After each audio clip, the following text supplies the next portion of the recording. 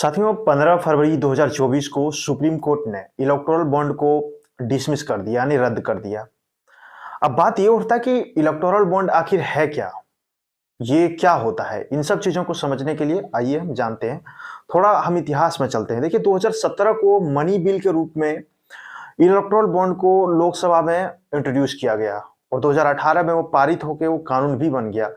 Money bill के रूप में इसलिए इंट्रोड्यूस किया गया क्योंकि राज्यसभा से पारित करवाना आवश्यक नहीं होता है मनी बिल को, तो इसलिए उसको मनी बिल के रूप में पारित करवाया गया। और इसके बाद जब वो पारित हो जाता है तो उसके बाद फिर सुप्रीम कोर्ट का नजर उस पर पड़ता है और इन्वेस्टिगेशन चलते रहता है और फाइनली 15 फरवरी 2024 को उसे रद्द कर दिया जाता है। समझते हैं इलेक्टोरल बॉन्ड आखिर है क्या। आप सिंपल समझिए कि इलेक्टोरल बॉन्ड मतलब हेरा फेरी, वो जो पिक्चर देखे होंगे अक्षय कुमार का 21 दिन में पैसा डबल, शायद 21 दिन ही था, बस यही सीन यहाँ पे भी था। जो पॉलिटिकल पार्टीज होती है इंडिया की, उसे दान दिया जाता था बड़े बड़े कंपनियों के द्वारा, उद्योगपतियों के द्वारा। और वो दान किस फॉर्म में दिया जाता था? एक बॉन्ड के फॉर्म में। बॉन्ड मतलब एक कागज का टुकड़ा कहें, जैसे चेक अगर हम माने तो एक वैसे ही कुछ माध्यम था।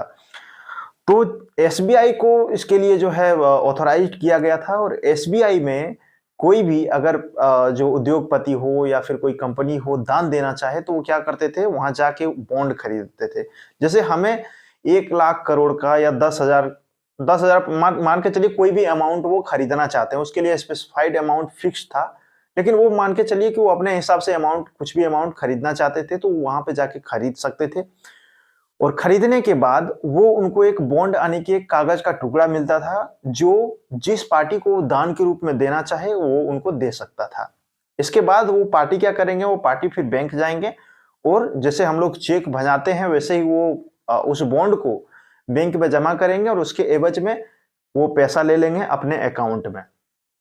इस तरह से फंडा चलता था।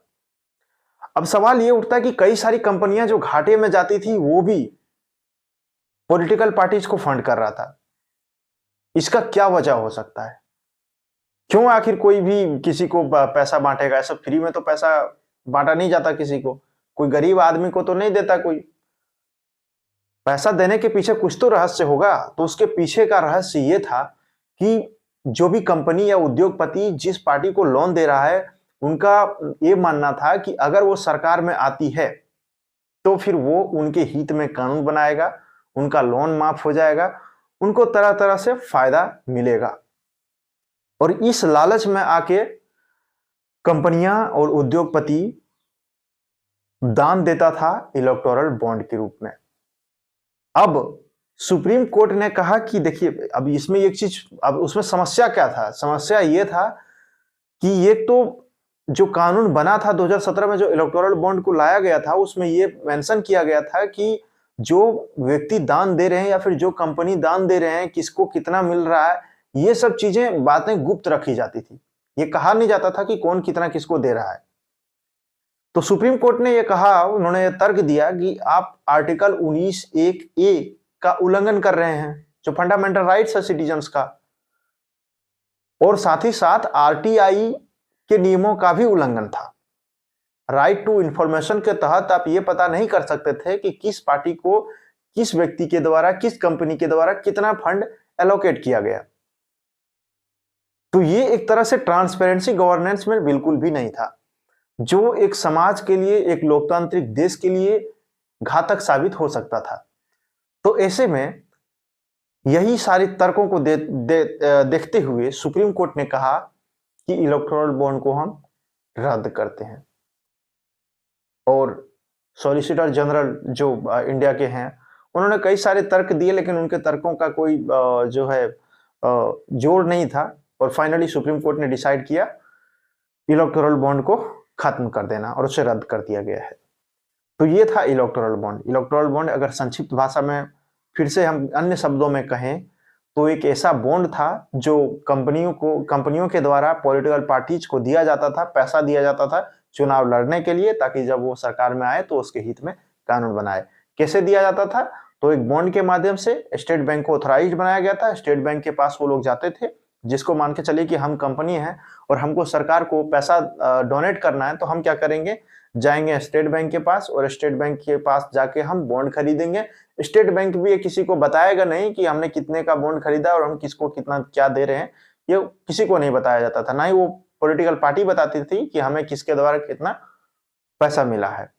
हम उस बॉन्ड को खरीदेंगे जाके और उसके एवज में मान के चलिए हम 10,000 रुपए का बॉन्ड खरीदना चाहते हैं तो हम 10,000 बैंक में जमा करेंगे, उसके बदले में हमें एक कागज का टुकड़ा मिलेगा, उसे हम इलेक्टोरल बॉन्ड कहेंगे और उस बॉन्ड को ले जाके हम दे देंगे किसी पार्टी को, मान के चलिए हम किसी बीजेपी को या कांग्रेस को, किसी को भी हमने दिया। अब वो क्या करेगी, वो जाके फिर बैंक में वो बॉन्ड जमा करेगी और उसके एवज में वो पैसा ले लेगी। तो ये तरीका था इलेक्टोरल बॉन्ड का, जिसे सुप्रीम कोर्ट ने पूरी तरह से रद्द कर दिया है। बहुत बहुत धन्यवाद। अब एक चीज और आपको समझना होगा कि क्या इलेक्टोरल बॉन्ड को रद्द कर देने से ट्रांसपेरेंसी गवर्नमेंट में आ जाएगी? बिल्कुल भी नहीं। अभी बहुत सारी चीजें और भी करने हैं, बहुत सारी सुधार की आवश्यकता है। सिटीजन चार्टर्स को इफेक्टिवली इंप्लीमेंट करने की आवश्यकता है। आरटीआई के जो मुख्य सूचना आयुक्त होते हैं, उनका जो प्रोसेस है अपॉइंटमेंट का, वो भी थोड़ा सा सस्पेंस भरा है, क्योंकि एक ब्यूरोक्रेट को ही आगे चल के जो है सूचना आयुक्त बनाया जाता है, और जो अपनी पूरी जिंदगी सूचना को हाइड करने में लगाया है, क्या वो सूचना देने के लिए ऑथराइज होगा? बहुत सारी चीजें डिस्कस करने को अगले वीडियो में डिस्कस करेंगे। इसमें इलेक्टोरल बॉन्ड के बारे में समझने का था और वो हमने समझ लिया। हम सिटीजन चार्टर्स के बारे में आगे बात करेंगे कि आखिर सिटीजन चार्टर्स है क्या, और साथ ही साथ सिविल सोसाइटी ऑर्गेनाइजेशन क्या है, इन सब चीजों के बारे में भी हम डिस्कस करेंगे। बहुत बहुत धन्यवाद।